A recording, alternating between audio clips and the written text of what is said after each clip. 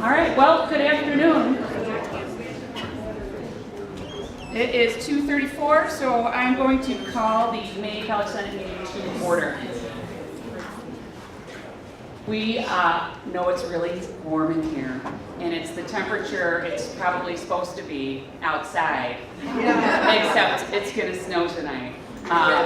Just in case you are wondering, it's going to frost and possibly snow in the south towns, which may not affect some of you, but it might affect me.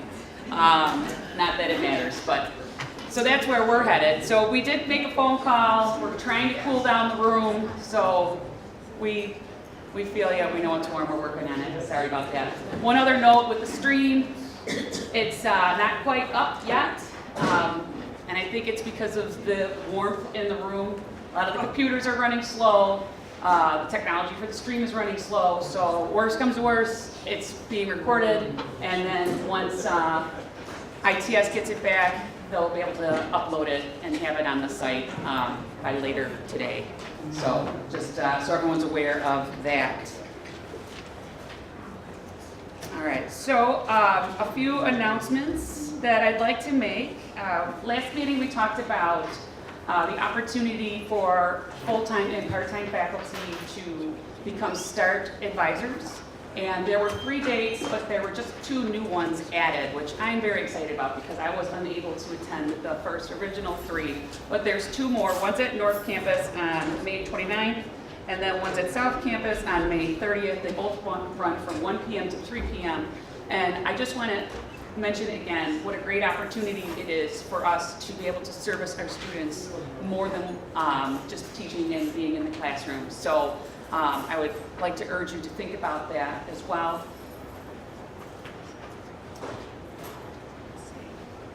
We had a really busy couple of weeks. We had Mother's Day, we had Administrative Assistance Day, we had Teacher Appreciation Day, and now it's finals. All right, so it's been crazy and busy, and I just wanted to let everyone know in this room that we appreciate all of the different things that you do and all of the different facets of your life at home, what you do at school for your colleagues, for our students, and for all of you that are going to be in grading jail, like me, for the next 10 days or so. We appreciate you. We are going to be we have quite a few things on the agenda today, but Dr. Hapoy is unable to attend, so he sends his regrets. So moving past the President's report, we're going to go right to the Governance Committee. So we have elections. So I'm going to let Mike Rio, come on up and tell you about elections. Did you want to announce the results from the... I don't have. I don't think it would be accurate.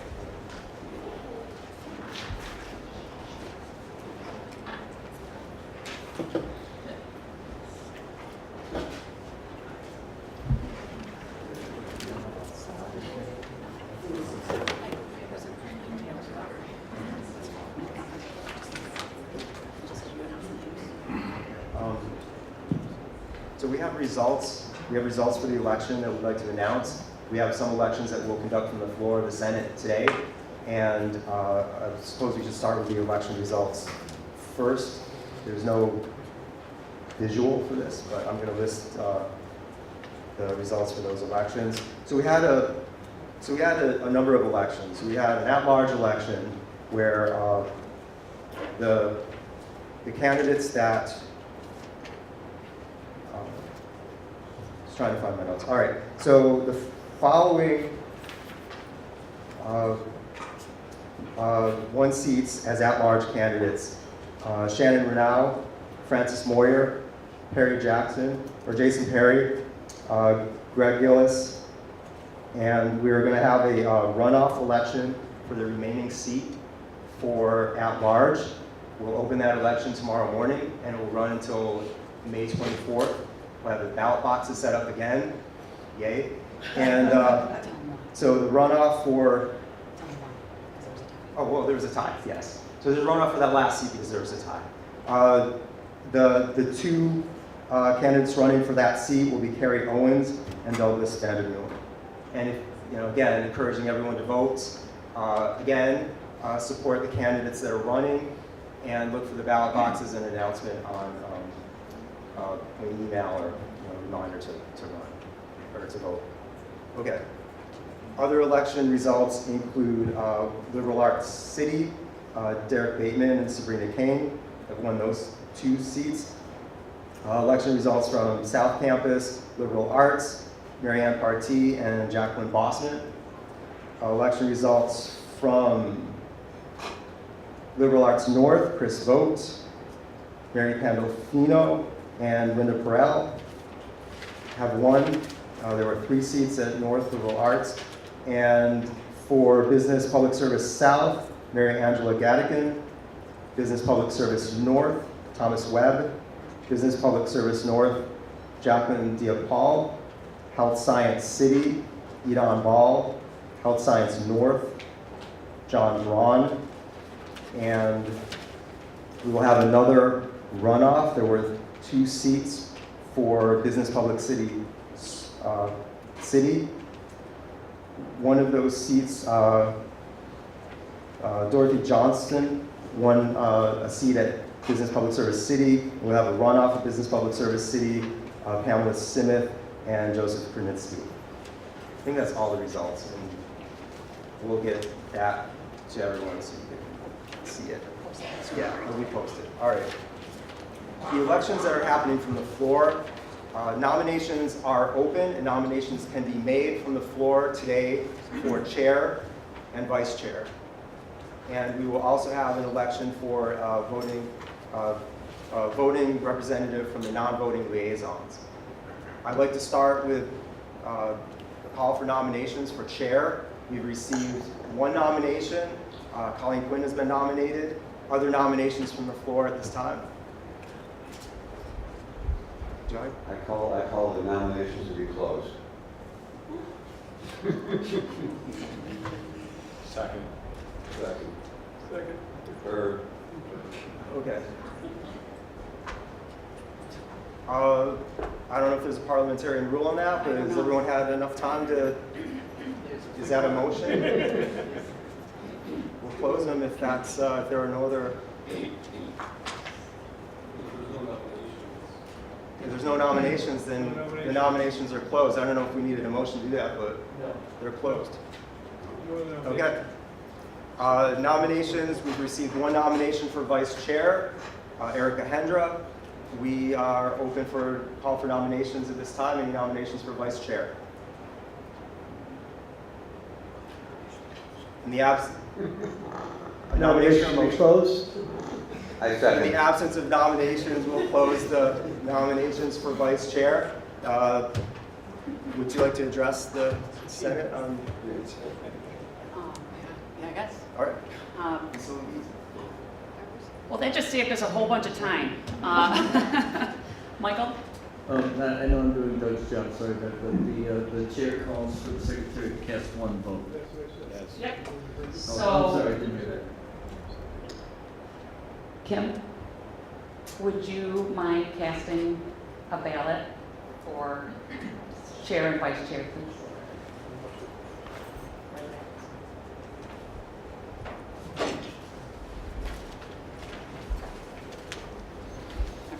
I'll just let you do it.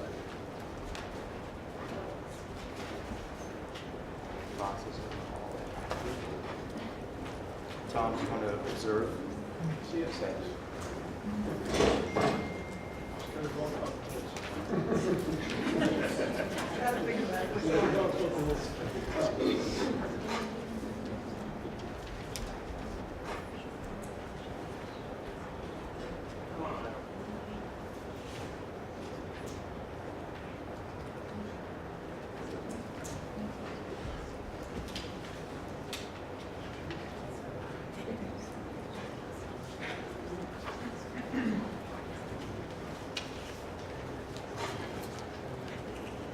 We have 1 more election. We can do this. You want to start talking about it? Yeah, so for those of you that are non-voting liaisons, There's a seat for a voting liaison that's open. Patrick Ryan's seat is open for nominations at this time.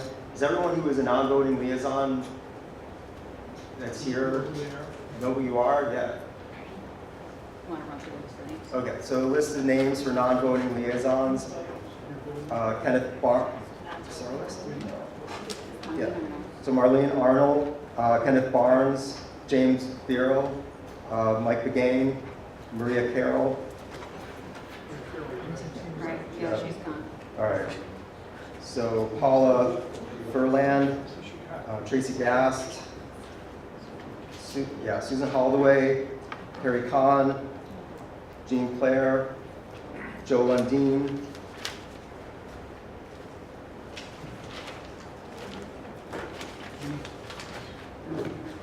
Erickson Needlands, Eleanor Patterson, Mike Pikevich, Richard Rojek, Phil Struble, and Scott Wetchman.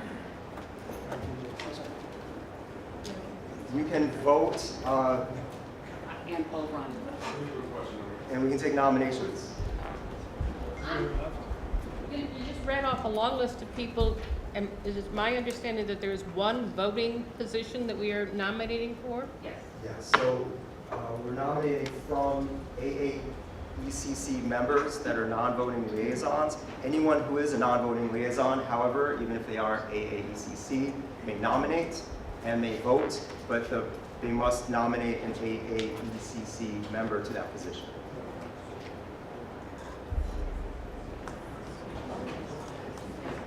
Yes. Jason? You need a microphone. You need a mic. Jason Steinitz? Can I nominate Patrick Ryan for the voting AECC, or does it have to be an AA? The nomination needs to come from a non-voting liaison. Okay. That's, yes, you can self-nominate for these seats.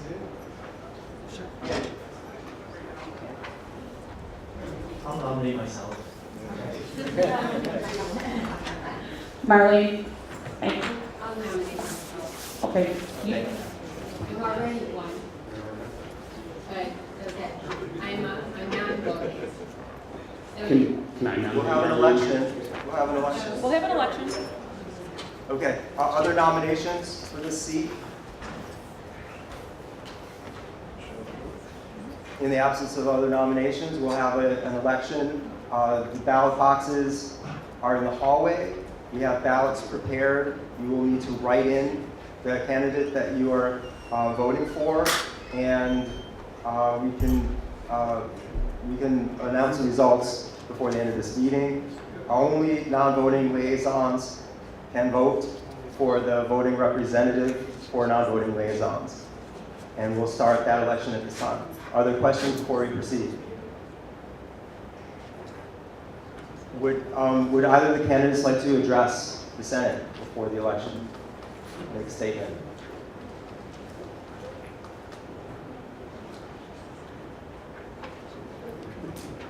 Let's start the election then. So if you are a non-voting liaison from the list of people that Michael Rio listed and AAECC member, if you could please go out to the hall where the ballot boxes are and fill out your ballot. The two candidates are Pat Ryan and Marlene Arnold. The AAECC.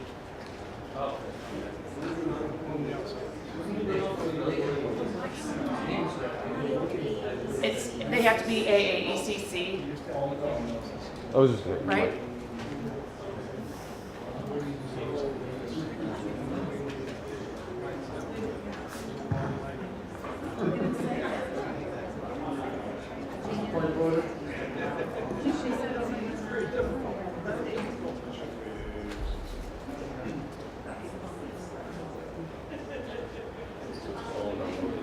I'm pulling it up. I'm pulling up the language from the bylaws for clarification. All right, so a non-voting liaison shall be elected or appointed by committee or constituency represented from all of these areas. So there they are. We read them all. Four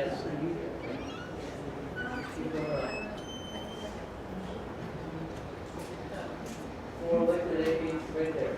C.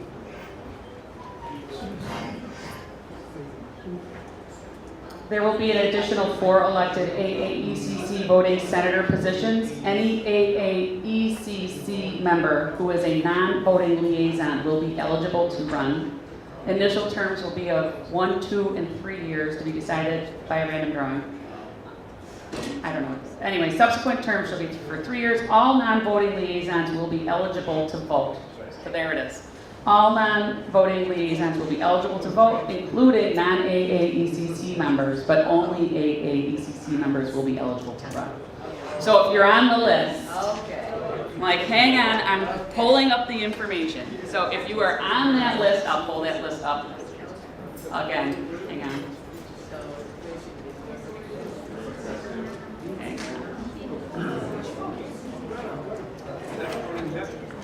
Tracy. You're a non-voting liaison. I just clarified, But she's a.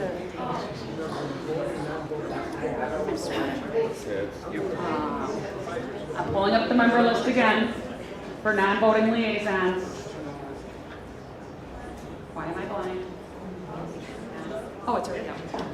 All right, so I'll run through the list of names of people that are eligible to vote. Marlene Arnold, Ken Barnes, James Barrow, Mike Begane, Maria Carroll, Michael Delaney, Paula Furland, your CPD. I can't vote. I'm just reading the names. All right, Paula Furland, Tracy Gass, Sue Holdaway, Carrie Kahn, Jean Clark, Joe Lundeen, Eric Nealons, Eleanor Patterson, Mike Pikevich, Rick Rojak, Phil Struble, and Scott Welch.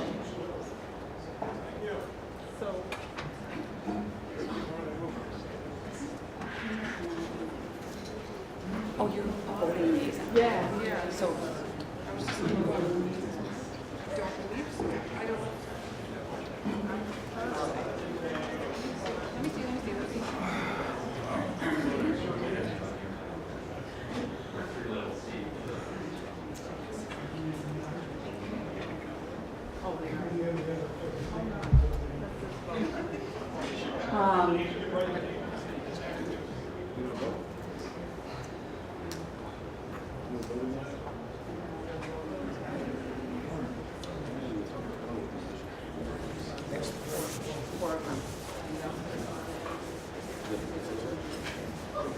So she's running for this. So there are 4 current liaisons that were formerly non-voting that had been previously elected. So I would say that they are members that can also vote because you ran for these positions and you were elected from the same pool of candidates. So I would say Katrina, Phil Cheatham, Paul Lamanna, and then Deb Schmidt. Yeah, okay. Thank you, Paul. All right, thanks, Doc.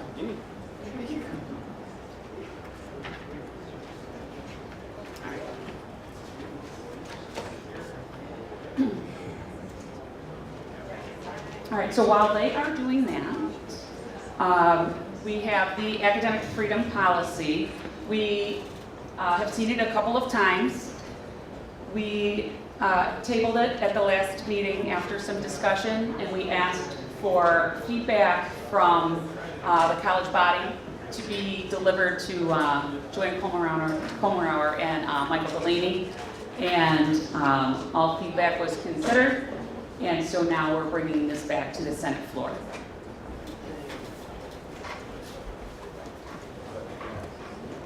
There it is. Yeah, go over there. Yeah. That works.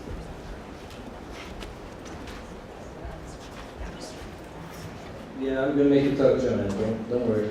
Okay, so you've seen this a couple of times. I want to talk a little bit about the sources and the process. Language in this particular policy comes from the SUNY policy on academic freedom, the AAUP, the NEA, the AFT, and I think another source.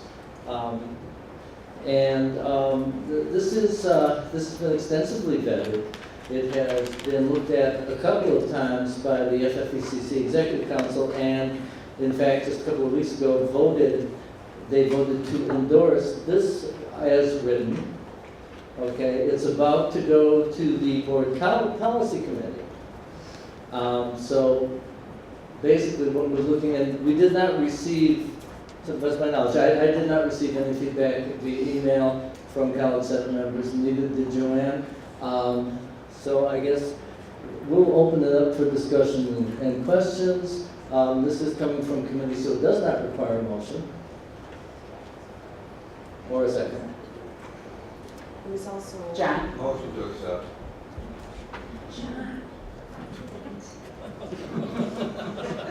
We need to have discussion on the floor first. Does anybody have any questions or comments for Mike or Joanne? I was just going to mention, it was also, we sort of started the work in our academic integrity task force, which is a college senate task force. So that's where the work started, and then came here. Questions, comments? Hit the button. Thank you. Just so that some that may not know the history behind, just so some that may not know the history, thank you, behind it, if you could just give a quick synopsis of what academic freedom really covers, I would really appreciate it. Thank you. The original kind of source material for academic freedom statements in colleges and universities is the 1940 Statement on Academic Freedom and Tenure from the American Association of University Professors, which was also endorsed by, I believe, ACE, it was endorsed by the Association of Governing Boards. So it really came jointly from a faculty body and a governing board body. In 1940, all subsequent academic freedom statements were more or less modeled on this particular statement. And academic freedom statements are almost universal in higher education. I think it's a very important fundamental principle of higher education. At least partly it defends both faculty and students from being told by outside forces what to think and what to say. And it's crucial, I think, to higher education. Would you like to add some comments on that? Academic freedom comes up a lot in higher ed between faculty, students, and administration, I would say. It's referenced a lot. There's a lot of differing thoughts and opinions on what academic freedom means. But basically what Mike said is the fundamental reason we need a policy on this is to protect faculty to be able to teach in the manner in which they feel they need to teach to express and get to their course objectives. But each faculty member has the right to sort of teach that the way they want to teach it, and that's very crucial for faculty to function. And, you know, there have been attacks on academic freedom. There have been instances where either political bodies or, community members or even trustees have tried to dictate what can and what cannot be taught in the classroom, what can be thought and what cannot be thought. And it's crucial. It's absolutely crucial that faculty be able to, teach their disciplines to the best of their knowledge, and that they and their students have the right to express their viewpoints on things in the safety of the college classroom.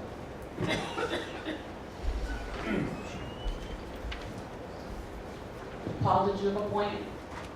I think, Michael, along with the faculty, I think the policy as we put it together, we reviewed it quite extensively, also gives students some rights in there as well. Yep. Yeah, just to redress in case it's a problem. So it's not only faculty, but it does go both ways. And I think that's pretty relevant in terms of where we are in terms of our academic freedoms. Absolutely. And it's, I would read it, but it's there.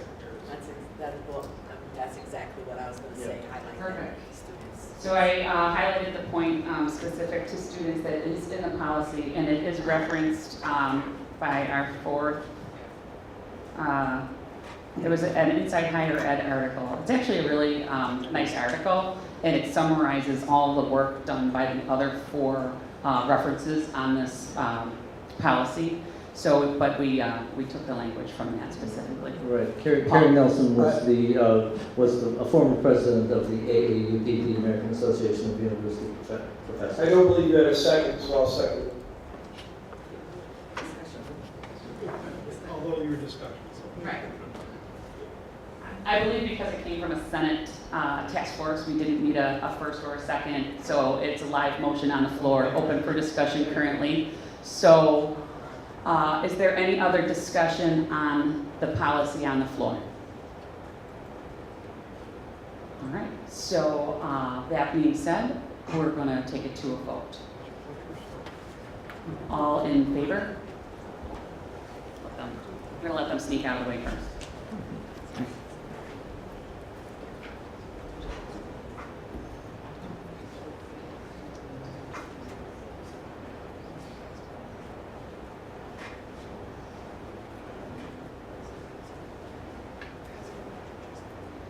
Those against?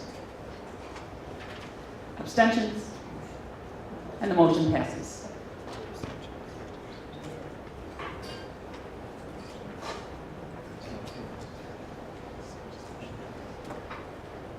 I got Joanne hanging out in the corner because she's coming back up. So we have another policy, and this is another policy that will potentially go to the Board of Trustees. This is the academic dismissal and fresh start policy. We did not have an opportunity to discuss it at the last College Senate meeting, but I did send it out to the Senate body and the body of the whole. I actually went out to all the staff and the students that are on the Senate. We got some feedback, which was addressed in there, and this is the current, so this is different from what went out last month. Okay, thanks. So it was shown at our last Senate meeting quickly. It was tabled, asked for comment. I did receive comments from Kathy Colesto that were excellent. I made the changes based on her comments. This was also in front of academic standards, where we got a lot of feedback and comments, all of which were made. I also formed a committee made up of counselors, deans, and financial aid representatives, and we had one in-person meeting and then one phone conference also to discuss this policy. So it's been vetted through a lot of interested parties. So what this policy does is academic forgiveness. We have not had a policy named that before. Previously it was called Fresh Start. So this policy took the Fresh Start policy and expanded it. So it is now called academic forgiveness. And there's three components to it. But the general intent of this policy is to help students graduate. Students who have had academic difficulties, this policy is intended to help them graduate, make up for a bad past in their academic career after a certain period of time has passed or certain things have changed. So the three aspects of the policy, the first one, if you could scroll down a little bit, like to the top of the policy, I'm sorry, scroll down the other way. Yeah. This, okay. So we've never had a written policy about readmission after a student was dismissed. It's been a practice, but it was never a policy. So in looking at other colleges, it looked like they did have policy on this. So the first aspect of this is readmission following dismissal. And their students, except for dismissed prior to spring 19, can appeal and be brought back. They can sort of tell their story and we'll bring them back. And that's what's been done for years and years and years. What's different here is that students that were dismissed following this semester, so anyone we dismiss in this semester or after, have been subject to a different dismissal policy. So now they have been on probation for at least 2 semesters before we dismiss them, and every student is guaranteed that. So we're giving students a lot more chances to be on academic probation and get intervention. That was not the case before our new dismissal policy, which came into effect last year. So we are now putting in these stipulations at the bottom. So students now that are being dismissed after this semester or in the future, they have to wait a full calendar year before they return to the college. They have to complete 6 hours of credit hours as a non-matriculated student, either here or somewhere else. And they have to achieve a 2.5 in those 6 credit hours before we'll let them be readmitted. Again, never had these stipulations before, but we've never had such a liberal dismissal policy before. We've created a new category called academic recovery when they come back so that we can track them better and provide really intensive intervention. So that's new in this policy. This very much mirrors what other colleges are doing. I did get feedback from Doug early on, Doug, our provost, about what his opinion was in some institutions that he worked at. So this very much mirrors what other colleges are doing. But that's to be highlighted and to understand that this is new. We're just making them wait a little bit and achieve something before we let them back matriculated. They can always come back non-matriculated. Okay. The next part of it is, there's 3 portions of it. The next part is Fresh Start. We've always had this policy, but the difference is we used to make students wait 5 years, we've reduced that to 3.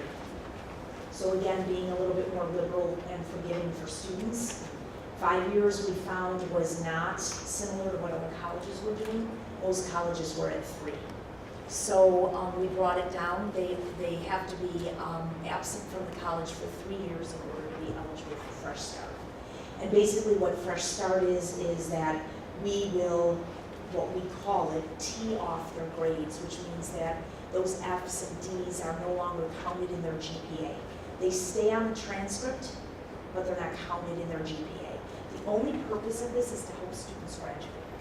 It gets their GPA up so they can graduate, and it forgives past academic difficulties. So the only other change with this is that Fresh Start used to be granted when they came into the college after their absence. We're not going to, we're proposing it, we don't want to grant it at admission anymore.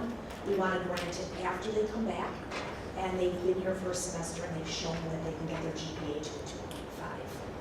That's in that paragraph there. Again, it mirrors what other colleges are doing. So we're not just granting a fresh start and teeing off, we're making them come back and prove that they're on academic good standing, and then we'll give it to them, okay?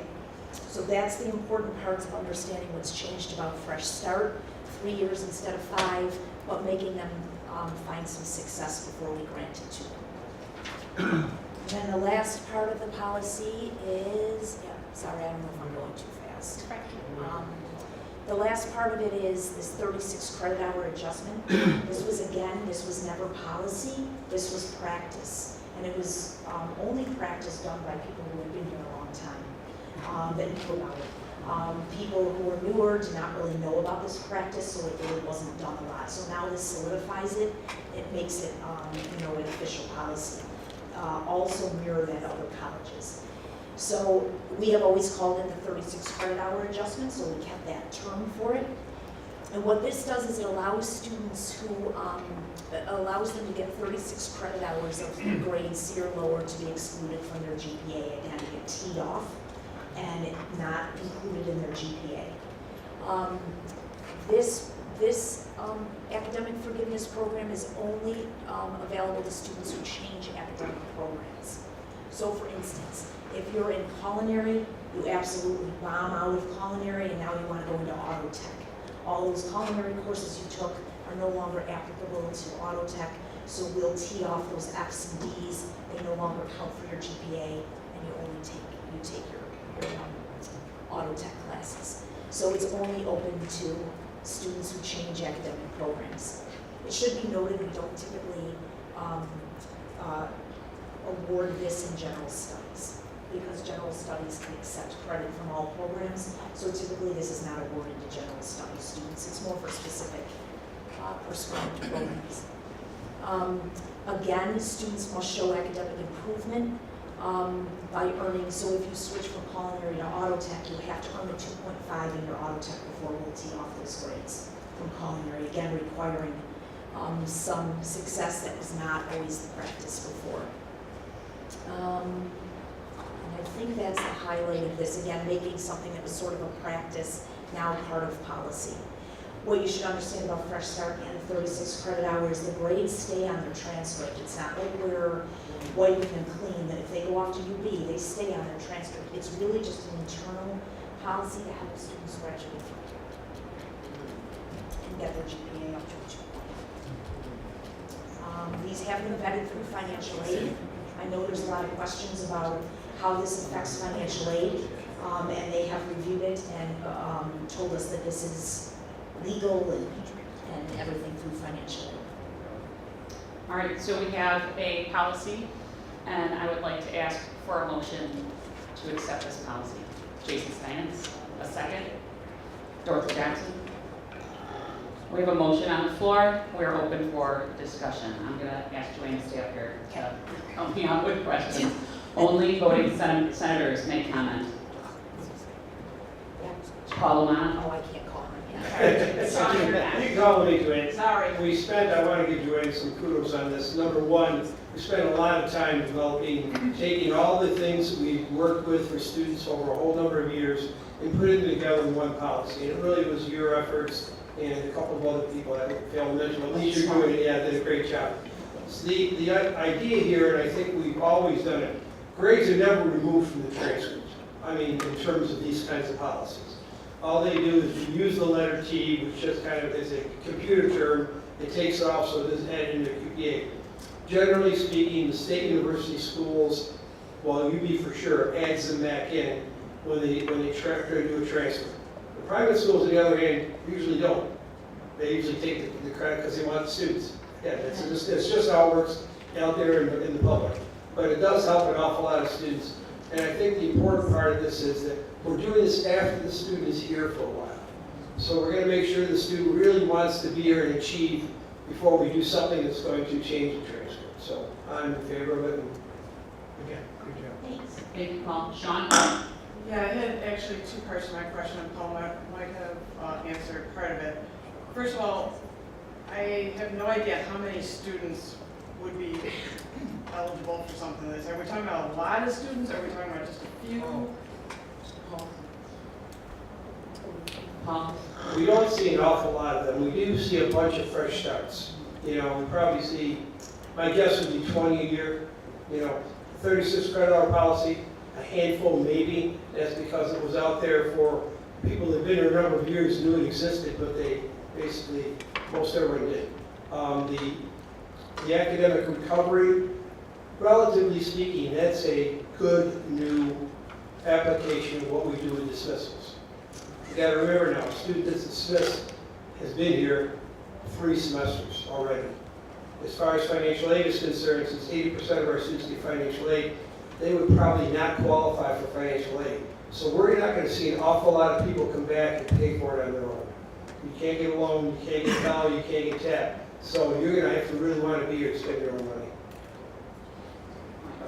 Sean, you had a second part? Yeah, so the second part is, I understand that the Fs and Ds are still in the transcript, but what is the GPA on the transcript?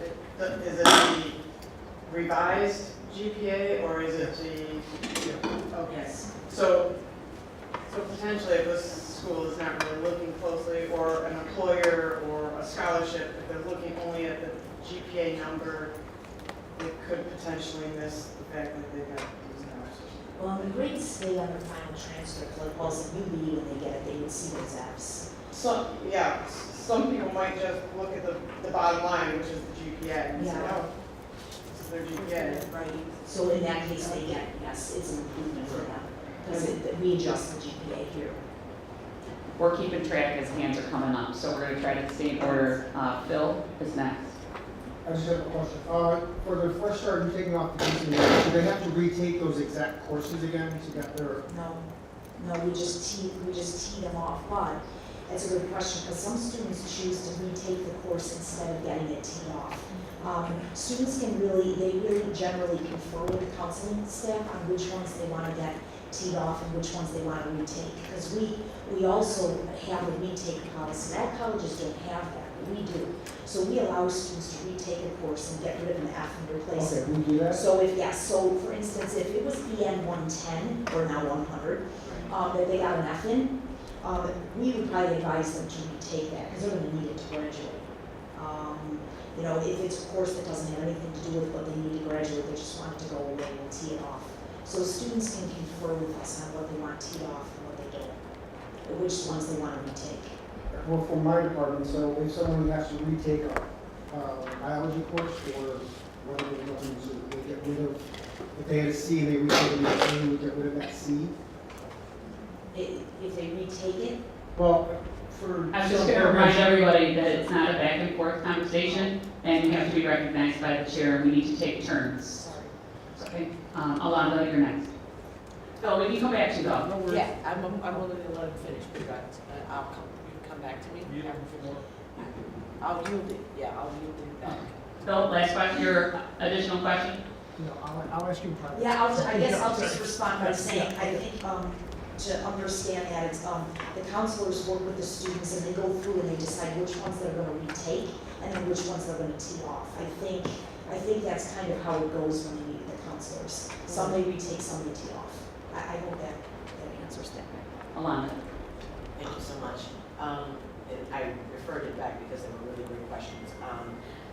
However, is it possible for us to actually add that language in so it would be a greater support to the counselors and advisors so that they would be able to adequately advise the students as to what classes will be versus getting their hopes built up like I'm back in the program, I'm doing all this work, and I'm coming out of pocket for these items, and yet someone tells them right before graduation that someone advised you incorrectly.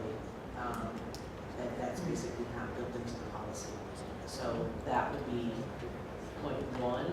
Two is, please explain to me, I understand that it works for this, I understand that it works here.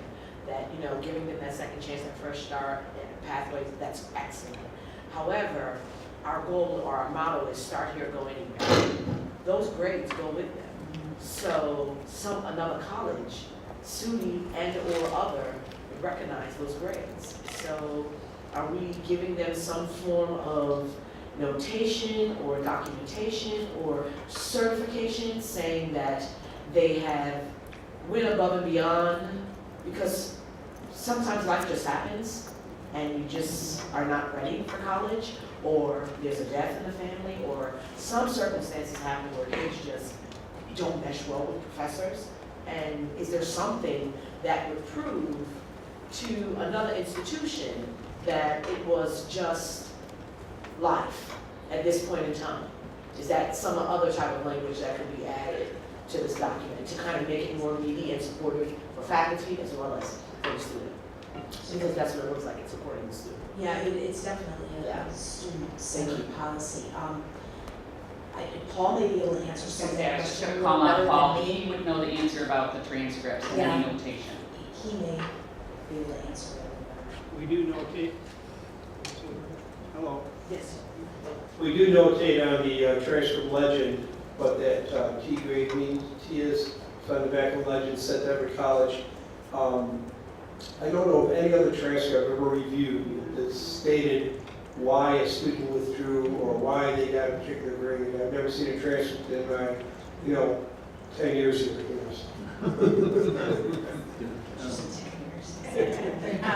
Well, give or take.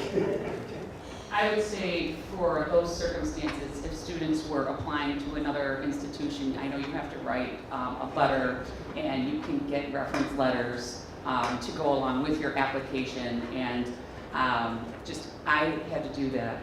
Maybe I didn't do so hot at UB because I was 18 and stupid and wasted a lot of time. But I was able to write a letter to my next institution explaining my bad choices, and I got it. So I know that that's definitely an option. And I know that if you work with a particular area of the college, whether it's another major, it's counselors or student access center, anything like that, that you can get reference letters also for your future applications. Let me just check my list. Debbie Schmidt. speaking from the four-year articulation advantage and the reverse transfer, this is great. This is really great.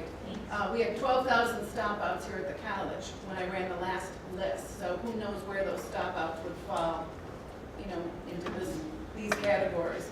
But also with the goal being an associate's degree. So with that said, if you have an associate's degree, you can transfer to other colleges rather easily and fulfill the core. They're not going to get down into the transferring of courses necessarily, course by course evaluations. They take it as a package deal.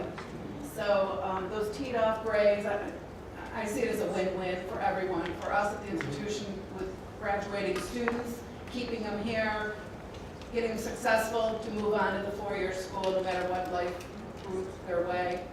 I just have a question with the 2.5. I'm just kind of curious. How'd you come up with a 2.5 instead of a 2.0 since you only need a 2.0 to graduate? There was a lot of discussion. Okay, maybe I should have been. Can I go for the 2.0? New academic standards, we had a lot of discussion about it, and for one thing, that is, you see that at other colleges, so that's a standard that's used at other colleges. Other two-year colleges? The other one, I looked at a kind of a different collection of 2 and 4 years, so that's one reason. And the other was because when we looked at if you had a number of grades and if you only got a 2.0 with them, it wasn't high enough to reach it, to get it above the 2.0 then because you were in a deficit. So then a 2.5 was like, you needed that to get it above the 2.0 to average things out. We did go around and around about that in academic standards. And it was a lot of discussion, and there was some disagreement about it. But essentially, when we looked at the numbers, it made more sense to say 2.5 because of the average of the lower grades. I don't know, does that represent academic standards numbers that are here accurately? Paul, you want to comment on that? This this policy, this was put together over about a year and a half. It wasn't overnight. It was debated thoroughly by the Academic Standards Committee. We had a lot of input from a lot of different people, and there are a whole bunch of compromises that came to be in this policy. And we all finally said, listen, this is the best we're going to get. It definitely helps students. There's no two ways about it. We've always tried to be to help students. And I think the point about the associate's degree is really important because that piece of paper, regardless of how you got it, opens a bunch of doors for students. And on that, I'd like to call the question. Okay, well, we had one more on our list. So, Alana. Thank you so much.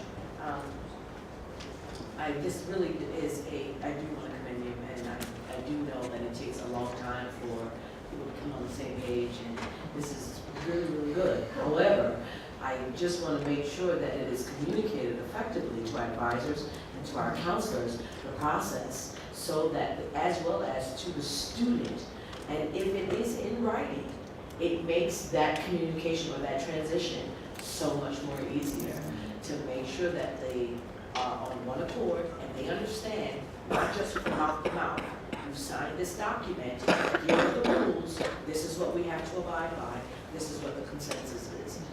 I'm kind of leaning on that 2.0, 2.5. It's open for me. I know that it's not easy. However, I don't want to use the word adamant, but I really would push for if we could just add that little snippet, And I do understand the letters of recommendation that does offer. However, if they were to present this along with their transcripts, it understands that these are the rules that I had to follow. And really, letters of recommendations, they're great. But this is the rules that the college rep had for me. I followed them, I met them, and I can move forward. And the rest is gravy, as we would say. Well, this will be posted in the college catalog so students can reference it. And I think your point made is good, that students need to be aware that this is available to them. So I look maybe between it for the student handbook, or something that could be mentioned in there about this for students. We passed the deadline for this year's Okay. planner. So it'll, but in the plan, However, there are other opportunities. sorry, I just.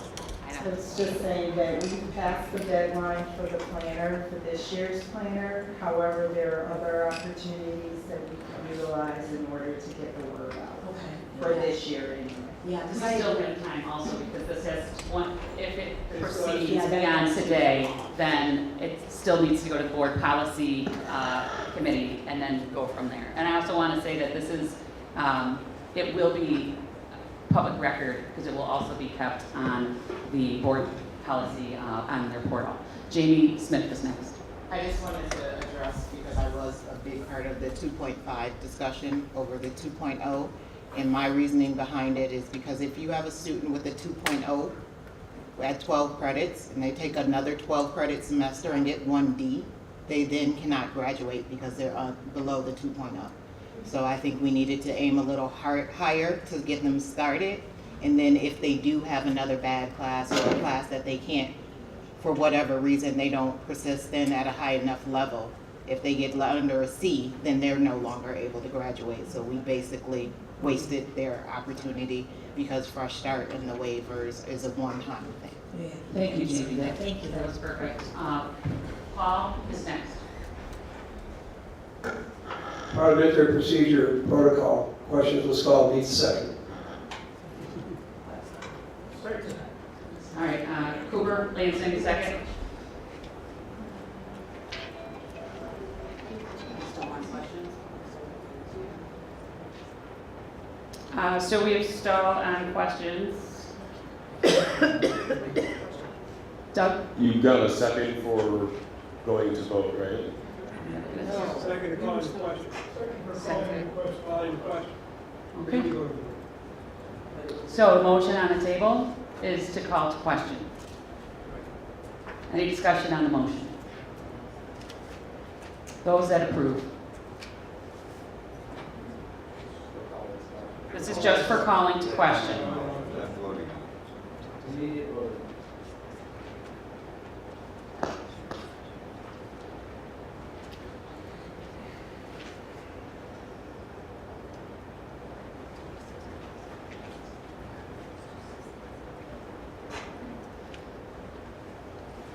Thank you. Those against? Those abstentions? You're good, you're good.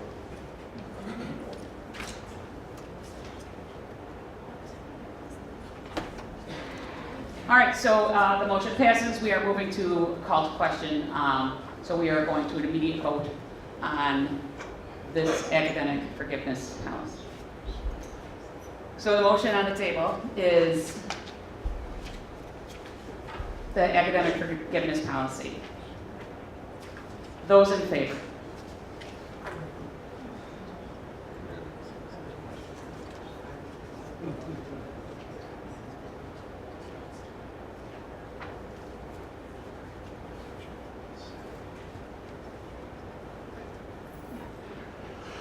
Those against? Abstentions? The motion passes. Great, thank you. So for everyone's information at this point, these two policies will be moved to the Board of Trustees policy meeting that meets on June 14th at 9 a.m. So I will be there at that meeting also to discuss it at that time. I'm calling on Erica. Okay, so Academic Integrity Task Force, we have one more meeting in June so that we can present to the Senate a form for keeping track of academic dishonesty. And we also have 2 vacancies, so as we're starting the new academic year with June, we have 2 faculty vacancies we need to fill for the task force. One has to be health sciences, and that's because, of course, as we know, health science as a discipline has not just academic standards, but also professional board standards, and so we need someone to serve in that capacity. And then we just need a general faculty member to replace a member who's leaving. So if you're interested in serving on the task force, you can contact me, you can contact Colleen, and I just wanted to let everybody know you got some time to think about it. And that's the general update from academic integrity. And that may be full-time and part-time.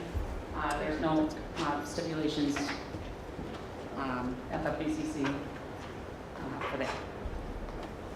Okay, so let me pull back up the agenda. All right, so assessment of governance. We've been meaning to do this for a long time, but then we were having elections, and we're going to have new senators and new representation, so we thought, well, why would we send it out if we're going to have new members coming in June? So it's also a very busy time of the year. So once we finish the runoff election, the next terms start June 1st for voting senators. So we are going to send it out on June 1st because that's when the next term begins, and we figured that would be a nice way to roll into the 2019-2020 academic year, and then it'll also give the team some time over the summer to analyze the results and report back in September.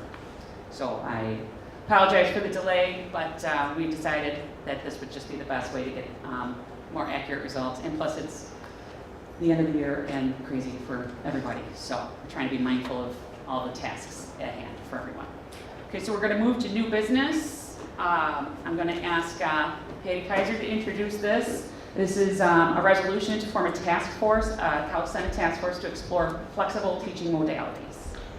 The intention of this is a short-term task force just to explore and sort of set the stage of how we might move forward. Right now we have seated face-to-face teaching, we have distance learning teaching, and we have hybrid teaching. But clearly there are lots of other ways. Every semester somebody comes in and says, can I do this? Can I use WebEx? Can I do FlexTime? The new provost is very excited about some of the experiments they were able to do at Canton. People are looking that we need to meet the needs of our non-traditional students specifically, to broaden their market, to do workforce development partnerships. We would like to spend the summer just sort of setting the stage, doing the preliminary research, perhaps recommending some pilot operations and seeing where we might go. So it's a very short-term, research-based committee. Thank you, Patty. I would like to have a motion to approve the form of this task force. Patty, second. Derek? Any discussion on the task force? Okay. So there is no discussion. So silence is consent. We are going to say that this resolution has passed. That only works with voting. Just saying. Just to clarify, it doesn't work outside of Robert's Rules of Order. That is the opposite. Okay, we had some new employee introductions. Pass. Do you want to just, Pat Ryan, I'm going to just call you out. Sorry, thanks. So great. I'm sorry, Blythe Kasperzak is our new internship coordinator. Unfortunately, she works 19 hours a week and had to flex her schedule to cover an event on Friday. But if you need assistance with your internship courses, please reach out to her. She's in the directory. If you don't know how to get a hold of her, get a hold of me and I'll help you. An important thing that she's working on right now is making sure we have the articulation agreements, which will cover us for all legal responsibility with the students and their location. So if you need help with that and don't feel comfortable reaching out to the employer about getting these documents completed, she's happy to fill in that role as well. Great, thank you, Pat. And then Paula, you had someone that was new to your office that you wanted to mention? Sandy, Paulson? I'm sorry. I did not know I was talking today. Yeah, we actually hired a marketing specialist in our office, so Rhonda Hicks started with us about 13 weeks ago. So if you've seen an uptick in our social media, it's because she's done an amazing job with that so far. We also hired a new web coordinator a few months ago, so she's been getting us back up to speed with a lot of the stuff that fell behind for the 10 months we were without both the marketing specialist and a web coordinator and policy, and he was acting in all of those roles. So we are actually, I'm in the process of finalizing contracts for the new website, and we expect to have the company on campus in a couple of weeks to do some work for the new design. So good things coming from marketing soon. Thanks, Paula. Okay, moving through new business, we have some proposed they're not set in stone. Some proposed college senate dates, we tried to stick to the second Tuesday of the month because that is what it has always been. But if you recall, it was not 18-19, it was 17-18, one of the November meetings, because of Election Day and Veterans Day, it was on a Tuesday, but the Tuesday was doing the Monday schedule, and so that really affected everybody's availability. So that is actually going to happen again this coming fall. So the normal Tuesday that we would have met is going to be a Monday schedule, so that's why you see November 19th on there. It's the third Tuesday.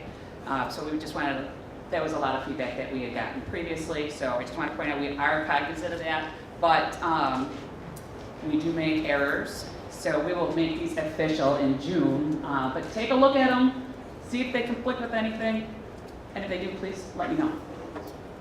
All right, we have Faculty Council of Community Colleges update, Michael Delaney.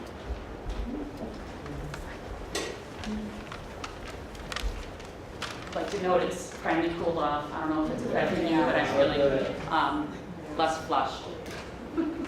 Okay, most of you know me as the union guy, but one of the main things I've been doing for a long time that has nothing to do with my union work is I've been the delegate to the Faculty Council of Community Colleges, which is the governance organization within SUNY of community college faculty, since 2002. And we had our spring plenary at the end of March, and what the heck was it? Gosh, I can't even remember where it was. But anyway, I'm going to touch on 3 important points that we learned about, or we learned something about anyway.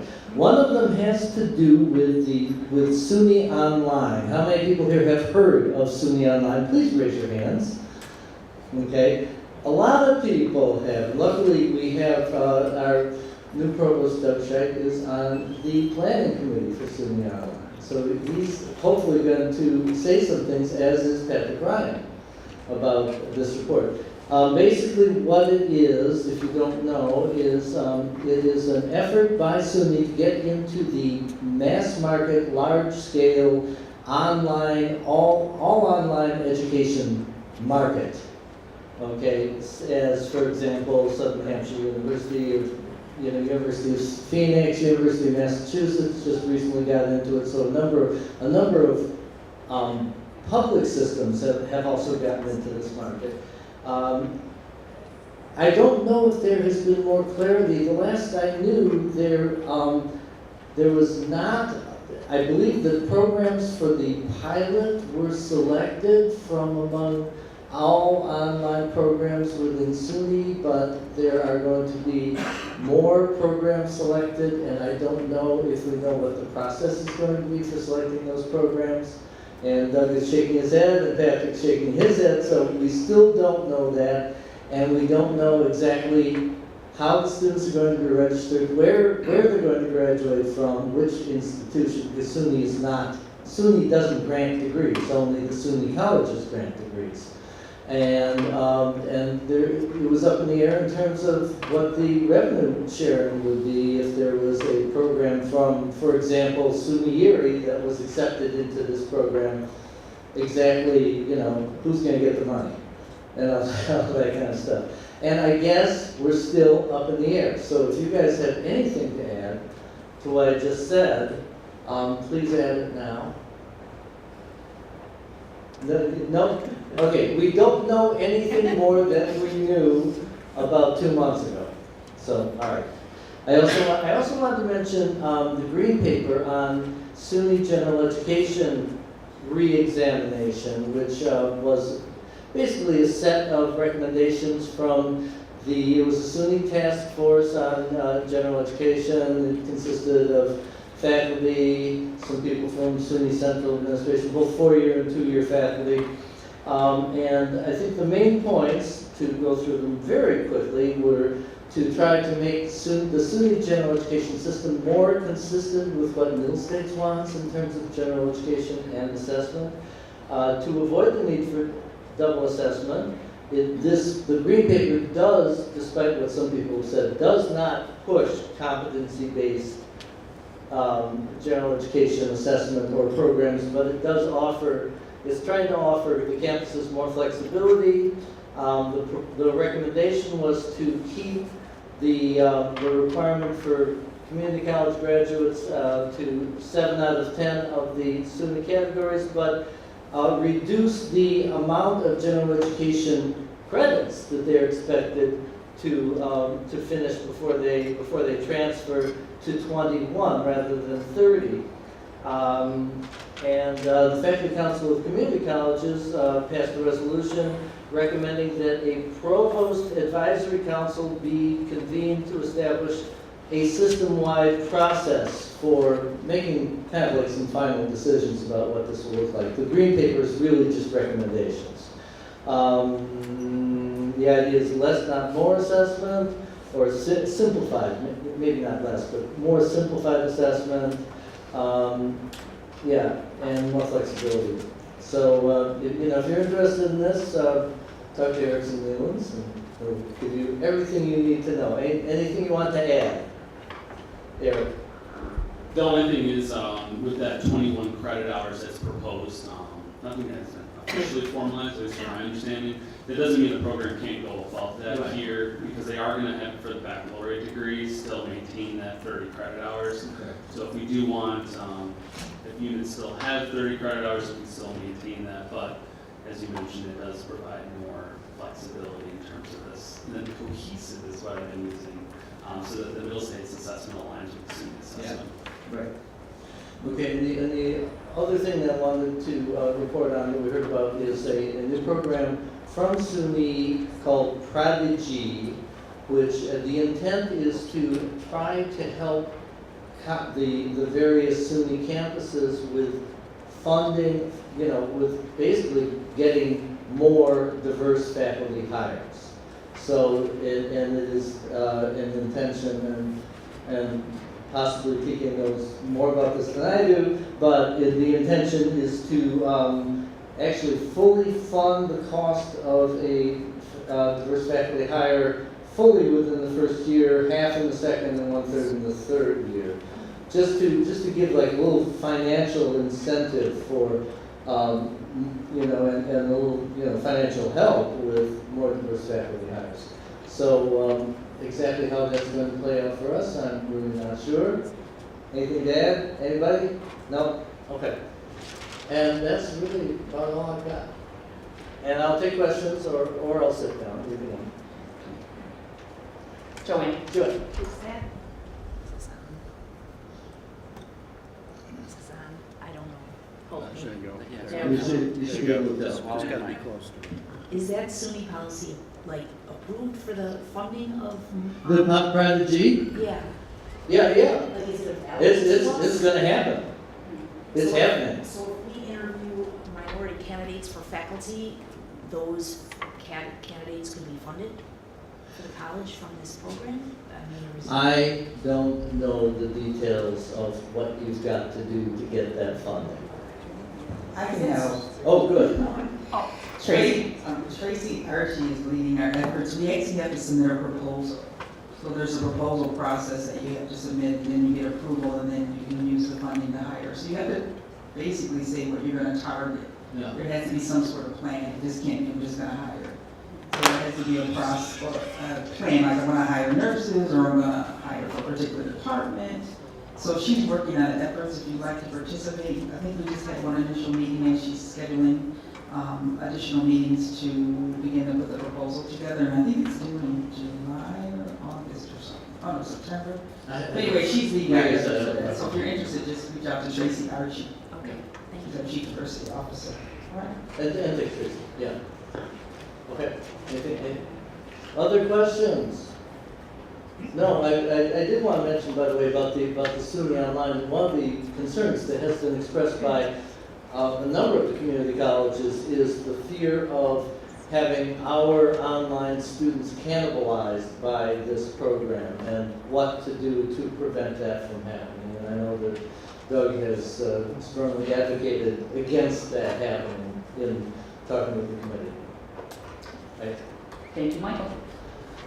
One other thing I do want to point out with the green paper, there is, it refers to an article in the Journal for Higher Education, and Kathy Calesto spoke to the library, and we have a copy that is coming to the North Campus Library. So if anybody wants to read that, we do now have that on campus, and we do inter-office library loans from campus to campus. So we have some librarians here, Tahira and Carrie. I'm sure they would love to help you out if you wanted access to that article.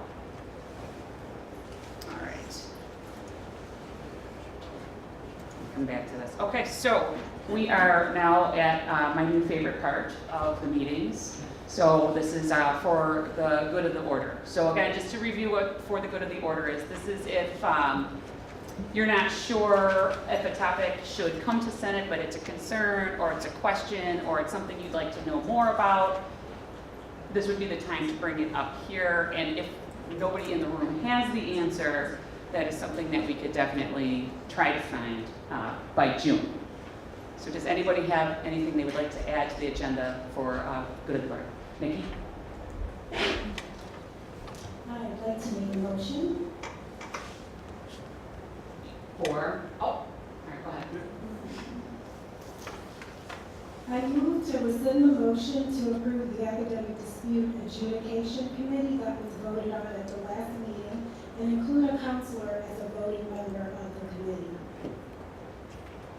We need a second on the motion. Alonda? Nikki, would you like to give rationale? And then we can have discussion on the floor after she finishes her rationale. So at the previous meeting, justification was presented in regards to counselor qualifications, when in fact our professional qualifications and experiences include academic activities. As counselors, faculty entrust us to administer and proctor exams. Some of us teach classes, and a lot of us deal with students who have already been accused of cheating. In the past, counselors have also taken part in previous academic hearings as well as conduct hearings. We also feel that there should be a broader representation on the board than what was voted on at the last meeting. A diverse board will enhance the depth of knowledge, perspectives, and experiences, which could lead to a more critical analysis during those hearings.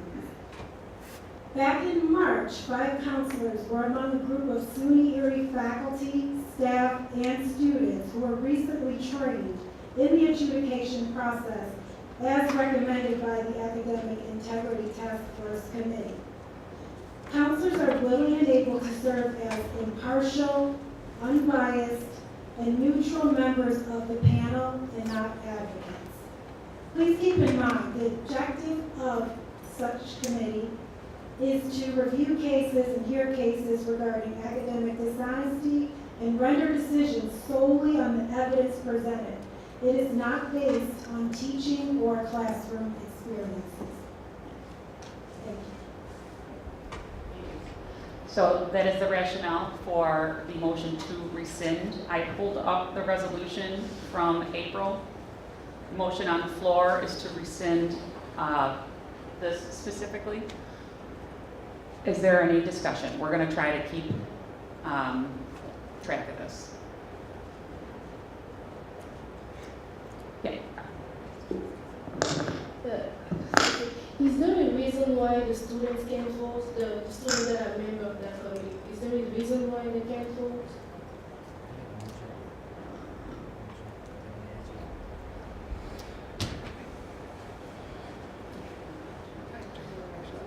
The reason was, and I'm going to say correct me if I'm incorrect, but the reason why the student is an observer is because there's high student turnover. It's difficult to get students trained, and the role of the student is to be an advocate and a student support for whoever is at the adjudicating committee. And so, therefore, would not be unbiased because they're there in support of the students. Michael Delaney? I just wanted to offer a bit of information, which is that the adjudicating committee that we are talking about only has to do with with academic disputes, specifically disputes about grades or accusations of academic dishonesty. It has not to do with anything else, just in case people don't know. Jamie? Am I not correct that we are going to evaluate the members every year? And if that's the case, I'm not really sure how student turnover plays in there, if they can be replaced every year. I'm not in charge of the committee. I'm gonna go with Katrina on that. I would also agree with Jamie's concern in that I do believe that the student observer was not something that historically we've ever had here at the college. We've had full-fledged student members on all of our shared governance committees that actually do vote. So that terminology is something that we've never had here, and I know that it probably came from others outside of the institution, but historically that has worked, and there's no reason to take the vote away from the students, given that has never been an issue that we've been unable to get students at adjudication hearings, any type of adjudication hearings. We always have had more than one student that's trained. That's part of the procedures, that we train twice as many as needed so that we would have students available. Thank you, Katrina. Alanda's next. My name is Raquel. I'm representing South Campuses as student government. My question was, isn't that the point of student government, to be a representation of the students? If there's four representatives of each campus, why can't one be specifically trained for that set purpose? Or even two? The student is appointed by SGA, so SGA is in charge of the appointment. And if I know correctly, I believe Alanda is the representative that was appointed from SGA. But, Hang on, we're going in order. I thought.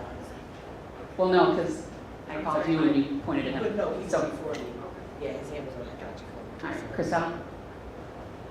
Okay, since we can train the student representative, I would like to make a motion to bring to the. There's already a motion on the floor. We can't make another motion until this motion has been voted on. Okay, okay. Motion on the floor is to rescind the Academic Adjudication Committee resolution from April. Now we're taking comments for and against. So we just had an against. And now we would go to anyone, or no, it was for rescinding. Sorry, hang on a minute. No, it was for rescinding. Would anyone like to speak against rescinding?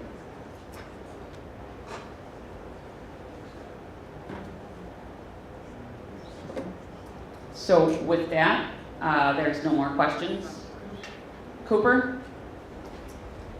I thought the motion was to rescind and include a college counselor. The motion is to Simply to rescind. rescind, We cannot. strike the college counselor part of it. Hang on, please. In order to redo this resolution, the point of order is it has to be rescinded before anything new is introduced. Otherwise, it is viewed as out of order.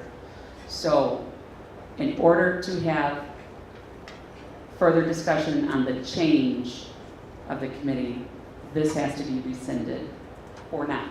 It is whatever you guys all vote. Jamie? Mine is more procedural. So by rescinding this, we would go back to the one that was approved in March, or we rescind all the way back to the beginning? It would not, March would be done because this replaced March. So there would be no resolution at all for a committee if this is rescinded? Correct. Kim, please use the mic. Please use the mic. It's right behind you. Am I able to move to rescind the motion? It's already on the floor.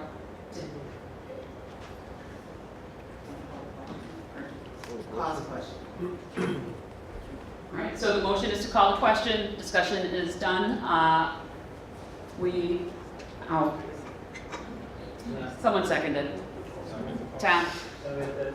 I know, we have to have a vote on calling to question before we can rescind. I'm aware. All right, so the motion on the floor is to call to question. Call to question means we are going to move to an immediate vote on rescinding this motion behind me. All in favor of calling to question?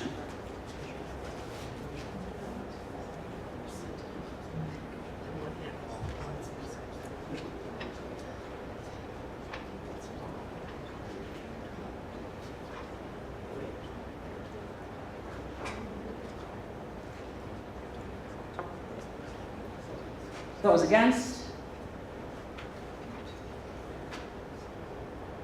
Abstentions?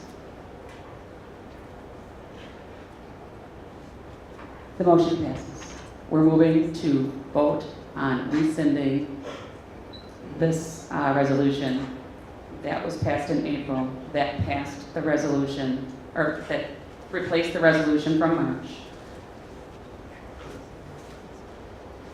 Those in favor of rescinding?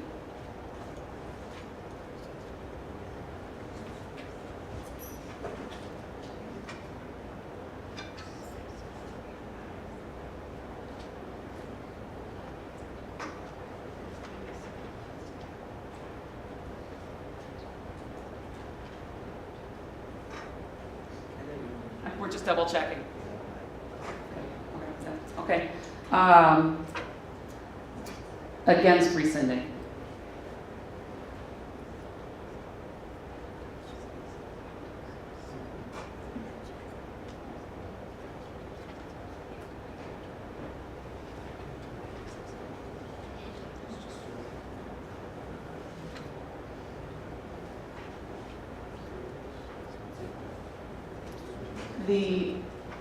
In order for it to pass, according to Robert's Rules of Order, it has to pass by 2/3 because it's a motion that came from the floor.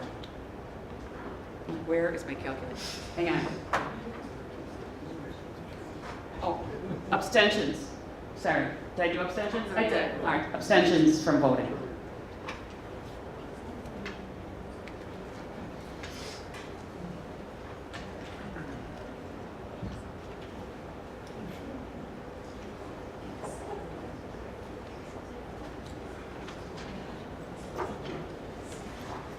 It did not pass by a 2/3 vote. It was 35% to 60 to 5%. It needed to pass. It wouldn't have passed with the majority either, which is the other rules for Robert Rules of Order. So it did not pass by 50%, and it did not pass by 66%. So the motion to rescind the Academic Adjudication Committee resolution from April has failed. So the resolution from April remains as is. I would like to say that I appreciate everything that the counselors do, and we know that your role is very important.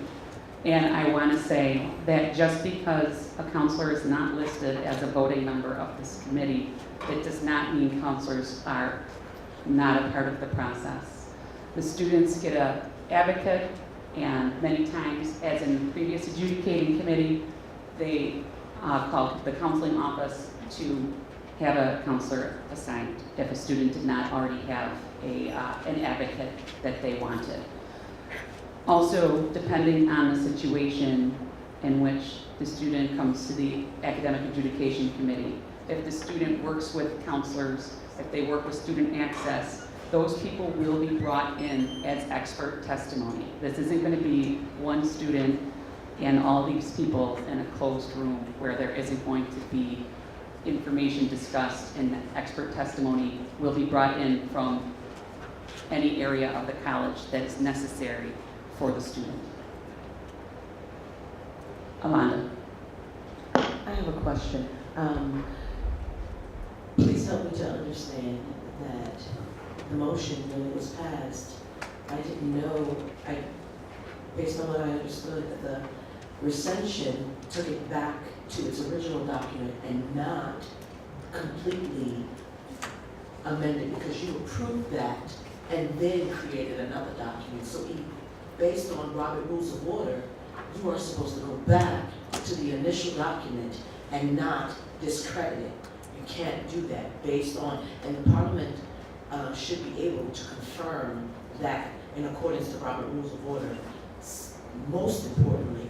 And I guess that would answer my question with regards to student involvement and student engagement, because having a student vote present, and there were 3 students underneath that resolution that was passed. Thank you.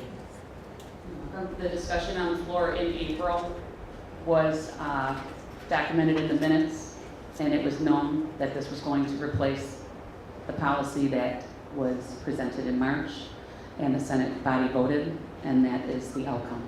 And we just voted again to not rescind what was decided in April, and a vote is a vote. Would anyone like to bring any other topics up for the good of the order? Cooper? One point, we have some faculty, I'm not sure how many, and some students who are concerned about the lack of training on campus given the shootings that have gone on in the other places. There's like one program, I think it's like Run, Hide, and Fight or something like that, as a, for instance, as a training module. But we really don't have anything in place, and the efforts to try and get something like that in place so faculty and students are instructed, hopefully on a semester basis, on how to respond to an incident like this. Maybe the Senate needs to take a look at that and make a recommendation. I want to say, I definitely, for that point, I met with Keith Hunt, who is the VP at South Campus. I put him in touch with Mr. Gast, who is in charge of our security, and they've been working together. I don't know if you wanted to add anything, any information you know in addition to that. Well, We can definitely look into something more over the summer. We can work with security. And there's moderate frustration amongst some faculty, I don't know how many, and some students, that nothing's being done. Okay, noted. Anything else for the good of the order? Alana? For the good of the order, I would like to address last month's unproductive process of the meeting. If we could possibly going forward, not only display a printout of Robert Rules of Order, but respecting of students, the process of it, and making sure that we work as a united front, student, faculty, counselors, to make sure that ACC is known, SUNY Erie is known. So, I'm sorry. it's finals week, Yes. and there's a class that needs to be in here at 4 o'clock. So I'm very sorry. I will stick around for any other issues if anyone would like to talk to them. You can also email me. I will be emailing. And I'm sorry, Michael Rio gave you the results. Pat Ryan, you are the voting liaison for AABCC. I have the votes up here if anybody would want to contest them, but they are here. Have a lovely day. Good luck on your finals. Have a great week, everybody. Drink lots of water.